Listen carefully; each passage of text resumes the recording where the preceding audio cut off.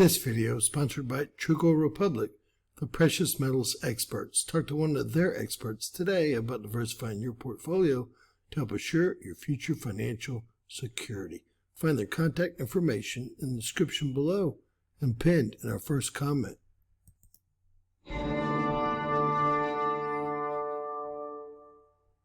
James Kaufman, World News Report today, July 12th, 2024. God bless you and yours no matter where you are in the world. Please subscribe, give us a thumbs up, ring that bell for critical future updates. In breaking news, Biden advisors threaten to beat the out of staffers who don't keep quiet about Biden's dementia and diminishing mental capacity. It's strange seeing the media pile on with the scoops about what exactly is going on behind the scenes with Biden's panicking entourage, but this one takes it to another level. Ladies and gentlemen, they've propped him up when he's obviously been, not fit to be president, and now all of a sudden they've all turned on him. They have their marching orders. CNN reports that a prominent Democrat has claimed Biden's advisors have threatened White House staffers, saying they will beat the holy S out of them, any of them who says anything about Biden's health that runs contrary to the narrative. CNN anchor Jake Tapper spoke to the reporter MJ Lee in a bizarre segment in which she revealed the claims. Yes, on CNN. When we see Jake Tapper reporting on this exclusively, we know that Biden is soon to be removed one way or another. Modernity at Modernity News tweeted this out. Weird one. CNN reports that a prominent Democrat has claimed Biden's advisors have threatened White House staffers, saying that they will beat the out of anyone who says anything about Biden's health that runs contrary to their narrative. Full report. Now, ladies and gentlemen, I've tried to play this several times, and someone is stopping it. Let's see if that occurs again. If they do. MJ Lee at the White House, and MJ, you helped break that CNN reporting that there are a lot of Democrats furious with Biden advisors, furious with them. Tell us more. Yeah, one thing that we have heard so consistently since that CNN debate some 2 weeks ago was how shocked Democrats across the board were by the president's performance and seeing him be so halting and dazed at moments on that debate stage. We talked to a lot of folks who said, And there it goes again, ladies and gentlemen. They're buffering it. They don't want this out. But we're going to continue.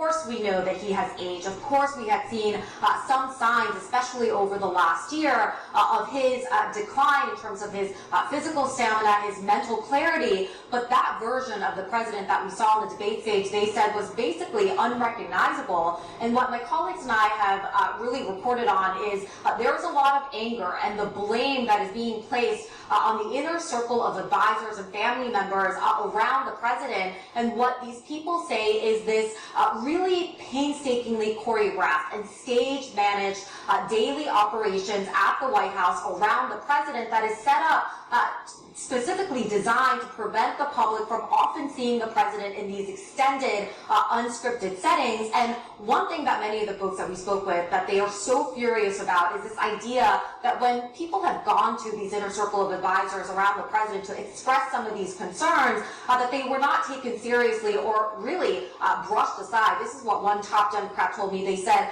everyone... I think they were threatened. Obama wants his full third term, we know.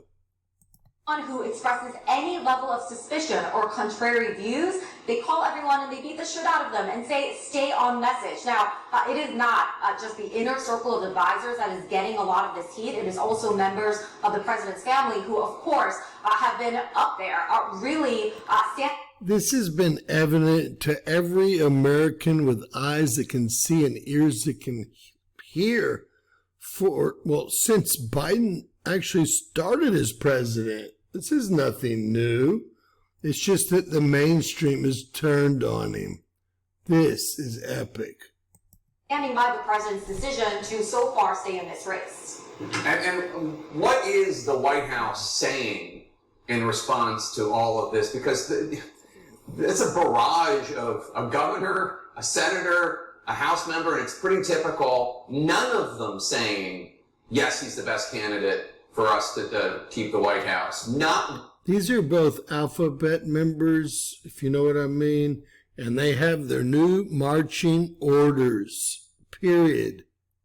One of them saying, I mean, they're being as polite as they can be, really. Is there any sense inside the White House or the Biden campaign that they're hearing what is being strongly implied in public? Yeah, I mean, we got an extensive response from the White House to our story defending the breadth of the president's recent travels, his engagements with the press, certainly his record in the first 3.5 years in office. Yes, the 7 days at Camp David wouldn't have been enough to recover from the short trip to Europe. This whole thing is a total joke, and these people have known it, and they will do whatever they're told. They are the brown boots. Also provided comments from senior officials in the administration basically saying the president is Char. One thing that White House spokesperson Andrew Bates said in a part of the statement was Joe Biden has always said that it is fair for reporters to ask about his age. I do have to disagree with that, Jake. The president has not always indicated that he believes those questions are fair, having been on the receiving end of the president declining to acknowledge and dismiss when he has been questioned about polls showing that so many Americans do have questions about his age and his fitness. And I guess that idea is about to be put to the test in a couple of hours, because when he faces those questions at this press conference, we certainly expect that those issues are going to be really top of mind and central to that press conference. Why aren't the issues of our southern border, the fact that Democrats want illegal aliens to vote, the fact that we're sending hundreds of billions of dollars overseas and we're involved in a bunch of wars, we're occupying Syria, why isn't any of that not discussed at the presser? The presser was all scripted. The people that he called on were all planned, as you could see. They all had their scripted questions. He had the answers on note cards and still called President Trump his vice president. Obviously, this man needs to retire.